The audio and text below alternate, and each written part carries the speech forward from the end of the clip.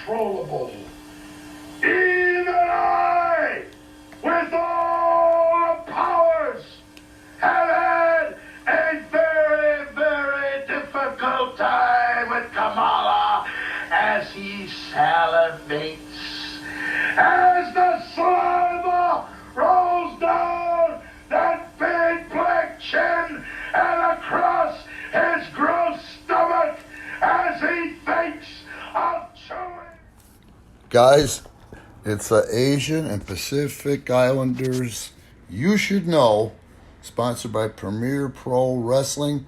I'm Randy Ritchie, and today we are talking about the late, great King Curtis.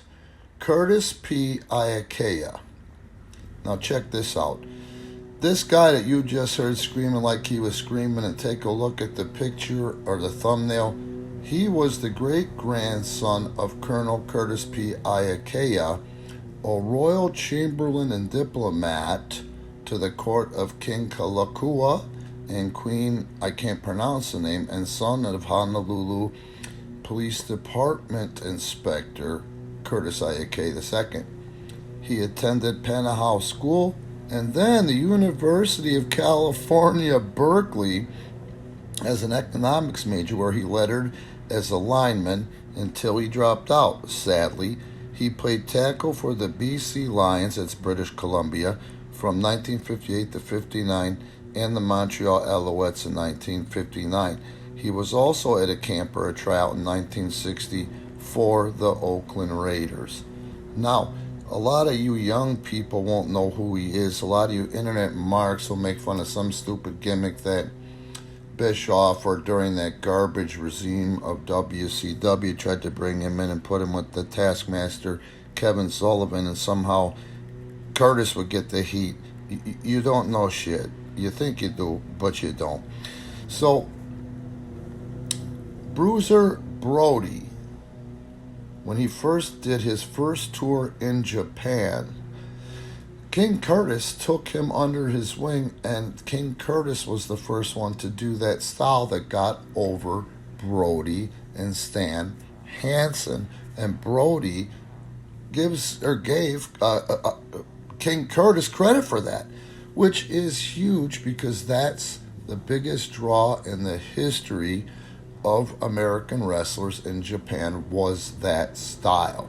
Okay, as a matter of fact, if somebody could develop that style as realistically as King Curtis, Bruiser Brody, Stan Hansen, we could still draw and make big money in Japan as Americans. But oh well. Anyway, King Curtis. I've never met King Curtis. I've been in a locker room or two with King Curtis, probably when I was doing extra work for WWF, then WWE. But all I know is all the old-timers that I've surrounded myself with, since they would give me the time of day, do nothing but put King Curtis over. Nobody's got a bad thing to say about him. And on top of that, a lot of these guys credit him for, things that they learned from being on the road with him. So right away, that being said, I mean, a guy that'll give away like that to the industry and isn't just a self-serving, self-centered punk, is over with me. King Curtis should be in the WWE Hall of Fame if he isn't. I don't see that he is, and I'm sure there's a lot of island wrestlers that will put King Curtis over, and also remember him fondly because I know that he did have a wonderful sense of humor. But anyway, under the name Iaukea, he appeared in the film The Three Stooges Go Around the World in a Daze, D-A-Z-E, with Mo Howard, declaring, "That's not a man, that's a committee." Just so you guys know, for a wrestler to get into a movie back then, he had to be very well known. Guys, again, I hope you're enjoying these. I know I sure as hell am. This is Asian and Pacific Island wrestlers you should know. And today it was King Curtis, being brought to you without YouTube commercials, sponsored by Premier Pro Wrestling.